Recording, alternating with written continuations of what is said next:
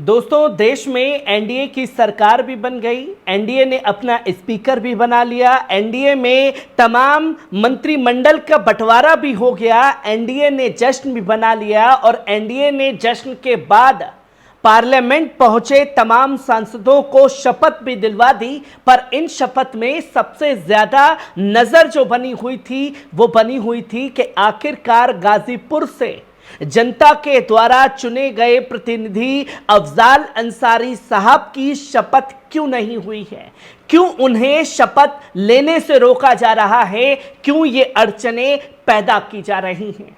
पर आज इस विराम से पर्दा उठ गया और अफजाल अंसारी साहब ने पार्लियामेंट की सदस्यता की शपथ ली है। पहले इस वीडियो पर नजर डालिए। मैं अफजाल अंसारी जो लोकसभा का सदस्य निर्वाचित हुआ हूँ, सत्य निष्ठा से प्रतिज्ञा करता हूँ कि मैं विधि द्वारा स्थापित भारत के संविधान के प्रति सच्ची श्रद्धा और निष्ठा रखूँगा। मैं भारत की प्रभुता और अखंडता अक्षुण्ण रखूँगा तथा जिस पद को मैं ग्रहण करने वाला हूँ उसके कर्तव्यों का श्रद्धापूर्वक निर्वहन करूँगा।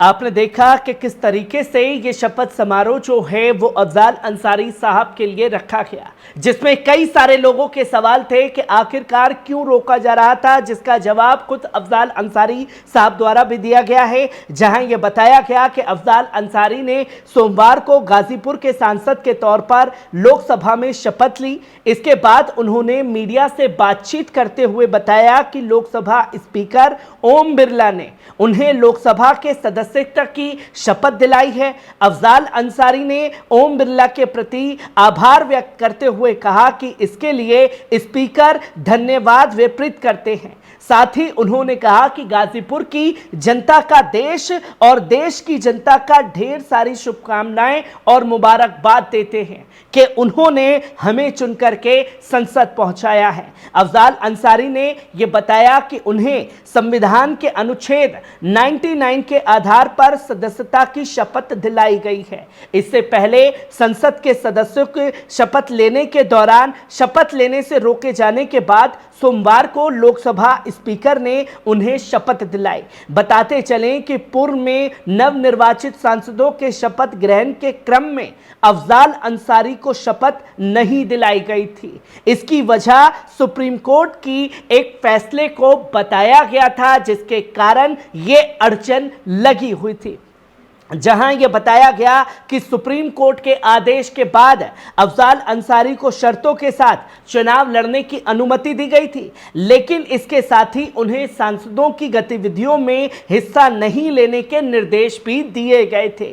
लोकसभा सचिवालय ने शपथ ग्रहण को भी संसद की गतिविधि मानते हुए अफजाल अंसारी को शपथ लेने से रोक दिया था। जहां लोकसभा सचिवालय ने इस काम में अड़चन पैदा की और अफजाल अंसारी साहब को शपथ लेने से रोका गया। जहां यह बताया गया कि अफजाल अंसारी को गाजीपुर के एमपी एमएलए कोर्ट ने केस में 4 साल की सजा सुनाई थी।